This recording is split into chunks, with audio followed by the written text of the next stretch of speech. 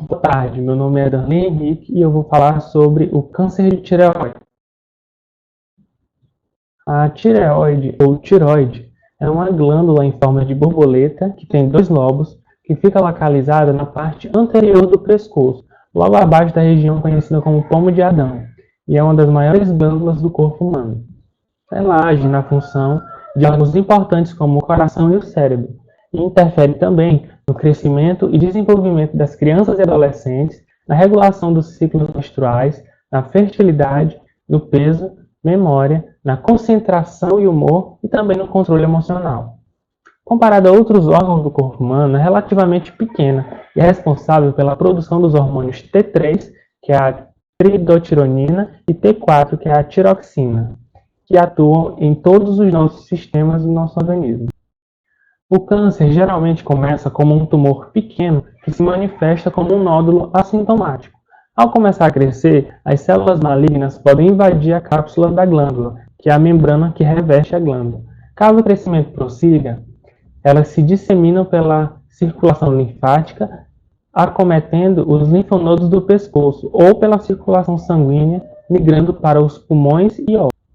Dentre os tipos de câncer de tireoide, nós temos o câncer de tireoide diferenciado, que os carcinomas diferenciados se desenvolvem a partir das células foliculares da tireoide. Nesse tipo de câncer, as células se parecem muito com o tecido normal, quando vistas sob o microscópio. E nós temos dois tipos, o carcinoma papilífero, que representa cerca de 80% dos cânceres de tireoide, e são conhecidos também como adenocarcinomas papilíferos. Normalmente crescem muito lentamente, e geralmente se desenvolvem em apenas um lobo da glândula. Mesmo que o seu desenvolvimento seja lento, muitas vezes os carcinomas papilares se disseminam para os linfonodos do pescoço e ocorre com mais frequência em pacientes jovens. Em geral, é pouco agressivo e quase sempre é descoberto incidentalmente durante exames de rotina. E nós temos também os carcinomas foliculares e Huff. É menos comum que o papilífero, correspondendo a apenas 10% dos cânceres de tireoide. E geralmente não se dissemina para os linfonodos, porém podem se disseminar para outros órgãos como o pulmão.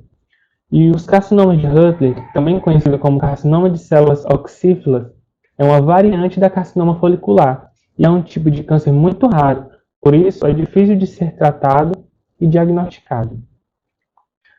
No câncer medular de tireoide, os carcinomas medulares representam cerca de 4% dos cânceres de tireoide e se desenvolvem a partir das células C, que é um tipo de célula neuroendócrina encontrada na glândula tireoide.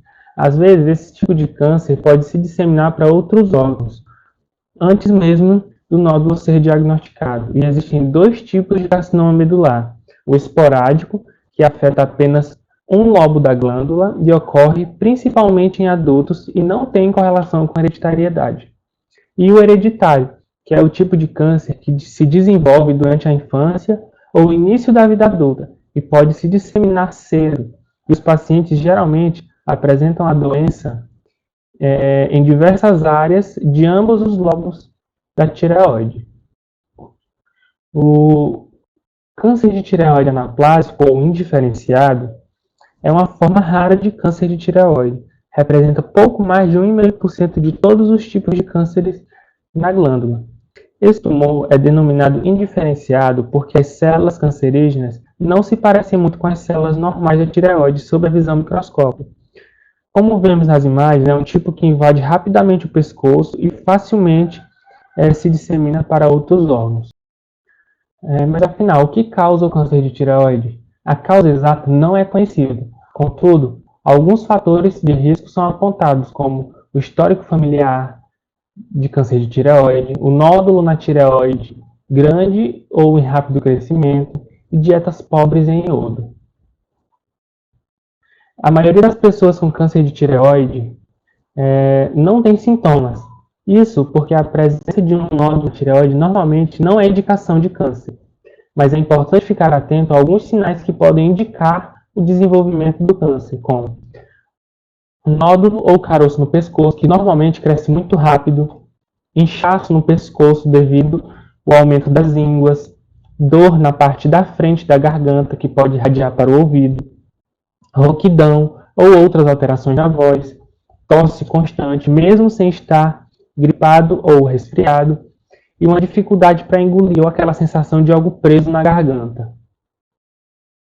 Então aqui nós temos uma tabela que mostra o estadiamento do câncer.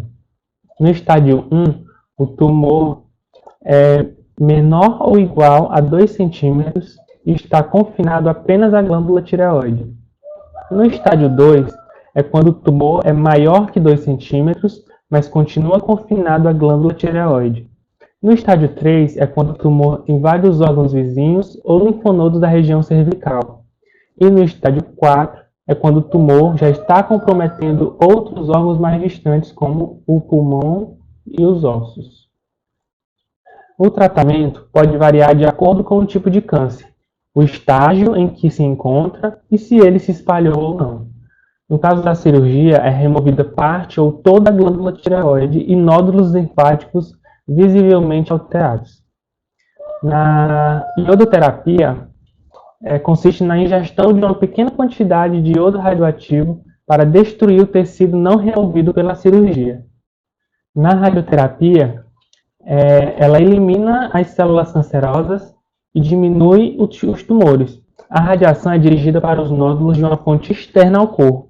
E esse é um tratamento menos comum, mas algumas pessoas com cânceres avançados e que não podem fazer a cirurgia podem se beneficiar desse tipo de tratamento. E a quimioterapia é o tratamento que consiste no uso de drogas para eliminar as células cancerosas. Alguns efeitos colaterais podem aparecer durante o tratamento, né? No caso da iodoterapia, é o tratamento que apresenta pouco ou quase nenhum tipo de efeito colateral para o corpo, mas pode acontecer de a pessoa ter sensibilidade no pescoço, náuseas e vômitos, boca seca e alterações no paladar.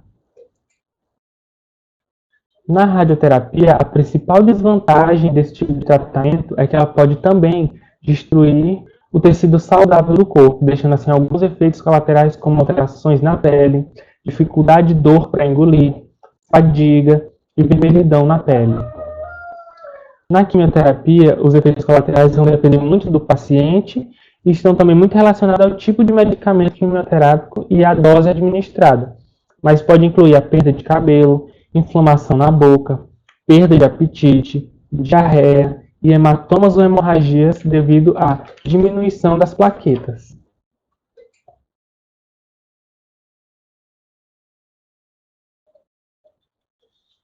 Para alguns pacientes com câncer de tireoide, o tratamento pode remover ou destruir o câncer.